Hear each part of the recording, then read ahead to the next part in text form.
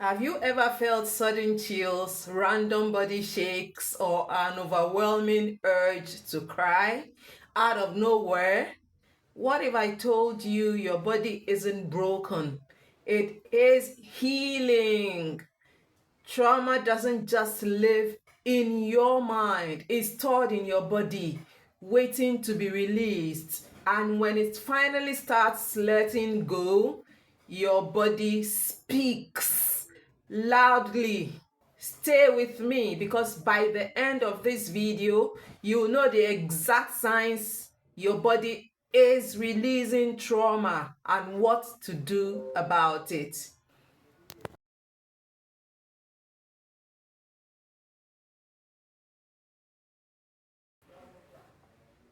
So, what are the 15 signs your body is healing trauma? What are the 15 signs that your body is releasing trauma? I want you to understand the healing process, and these are the signs you're going to see by the time your body begins to release stored trauma. And trauma is not just a mental or emotional experience, it is also stored in the body.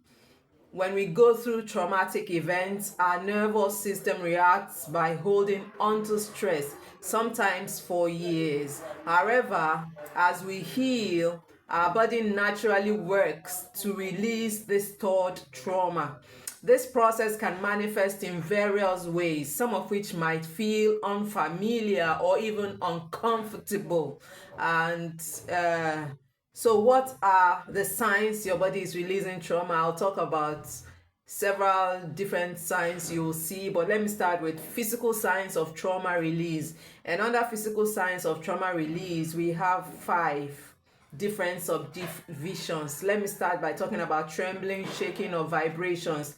So, you are going to experience trembling, shaking, or vibrations, and it's one of the most common signs of trauma release. It's called involuntary shaking or trembling, and this happens when the nervous system is discharging stored trauma. Animals naturally shake after a stressful event to reset their nervous system, but humans often suppress this reaction. But when your body begins to release stored stress, stored trauma, it begins to do what we call involuntary shaking or trembling. The second sign under the physical signs of trauma release is called unexplained body aches or tension. Unexplained body aches or tension. As trauma is stored in the body, it often manifests as tightness or pain, especially in areas like the neck, shoulders, jaw, and lower back. During the release process, you might notice random aches or muscle tension surfacing and then disappearing. Now, the third sign under physical signs of trauma release is crying or yawning frequently. And so, tears are a powerful way for the body to release emotional pain. Sometimes people cry without a clear reason, which can indicate a deep release. Similarly, excessive yawning can be a sign that your body is shifting from a fight or flight state to a more relaxed parasympathetic state. Now, the fourth sign under the physical signs of trauma release is changes in breathing patterns. Changes in breathing patterns. And so, if you notice deep sighs, spontaneous deep breaths, or even a sudden feeling of shortness of breath, your body may be resetting its respiratory system after holding on to trauma-related tension. And last but not the least, under the physical signs of trauma release, is digestive issues. And so the gut is often called the second brain because of its connection to the nervous system. And so we call the gut GUT, the second brain, because of its connection to the nervous system. Releasing trauma can cause temporary digestive issues like bloating, nausea, diarrhea, or loss of appetite as the body processes emotional residue. And so the next sign we want to talk about are the emotional and psychological signs of trauma release. Emotional and psychological signs of trauma release. And we begin by talking about sudden waves of emotion. By the way, we have 5 subdivisions under the emotional and psychological signs of trauma release. And so the first subdivision is sudden waves of emotion. You might experience sudden feelings of sadness, anger, grief, or even joy without a clear trigger. This emotional fluctuation is a natural part of unblocking trapped emotions. And the next one is flashbacks or intense dreams. As trauma releases, you may recall forgotten memories, have intense dreams, or experience emotions related to past events. This is your subconscious integrating and making sense of the healing process. The next one is feeling overwhelmed or disoriented. And so letting go of trauma can bring temporary confusion, a sense of being spaced out or feeling ungrounded as your body and mind adjust to new patterns. The next sign under emotional and psychological signs of trauma release is increased anxiety or restlessness.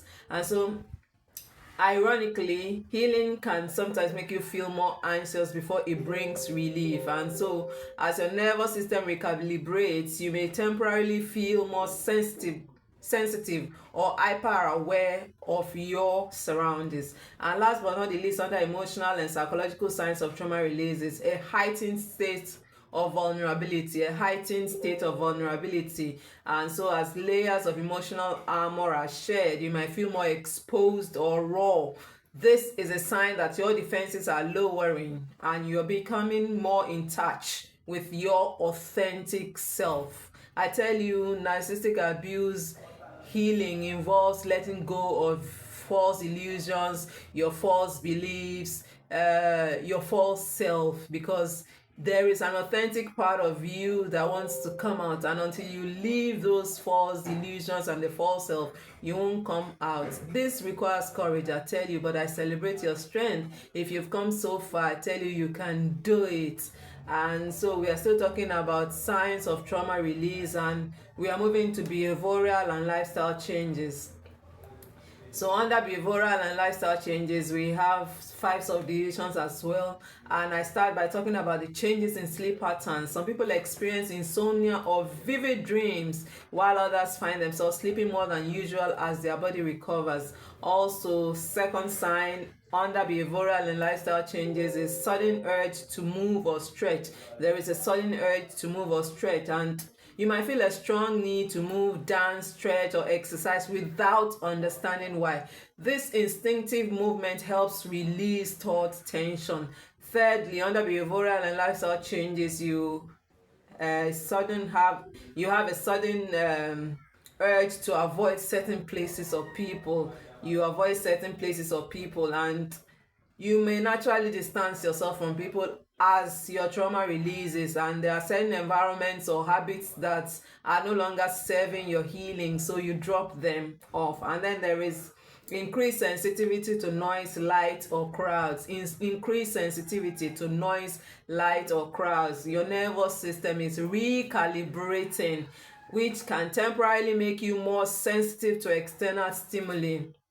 And last but not the least, feeling the need to express yourself. I tell you, whether you're journaling or talking or doing art or doing music, many people feel an urge to express what's surfacing during trauma release. And so these are the changes you're going to see behaviorally and in your lifestyle as trauma releases. Now, how do you support yourself during trauma release?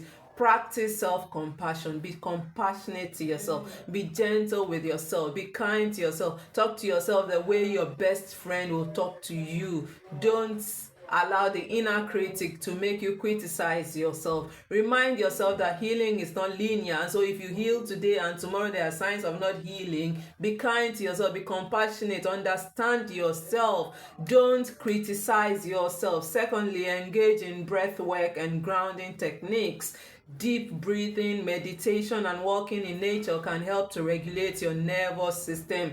Thirdly, stay hydrated and eat nourishing foods. Proper nutrition supports the body's healing process. So we are still talking about how to support yourself during trauma release. And I like to talk fourthly about allowing the emotions to flow. So if you feel like crying or expressing emotions, don't suppress them. Go ahead and express them. Your emotions are meant to be expressed when you're releasing trauma. Last but not the least, the fifth one, when it comes to supporting yourself during trauma releases, move your body, walk, stretch, make gentle movements. They can help to release stored tension. Also, seek support Don't be an island. A therapist, a coach, or a support group can help guide you through this process.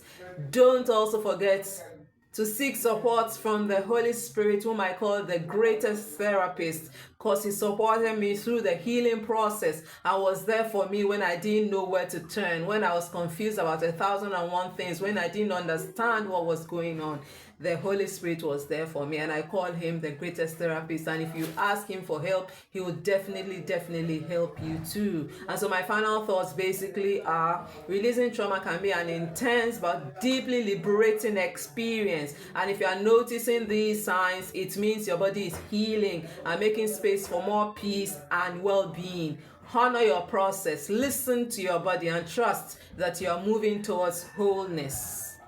And so, which idea or tip excites you the most in this video? Let me know in the comments, and also hit the subscribe button to become a member of the Yaboyole community, where we support one another in achieving narcissistic abuse healing and emotional trauma healing, where we support ourselves to achieve wholeness spiritually. Don't also forget to share this video with a friend.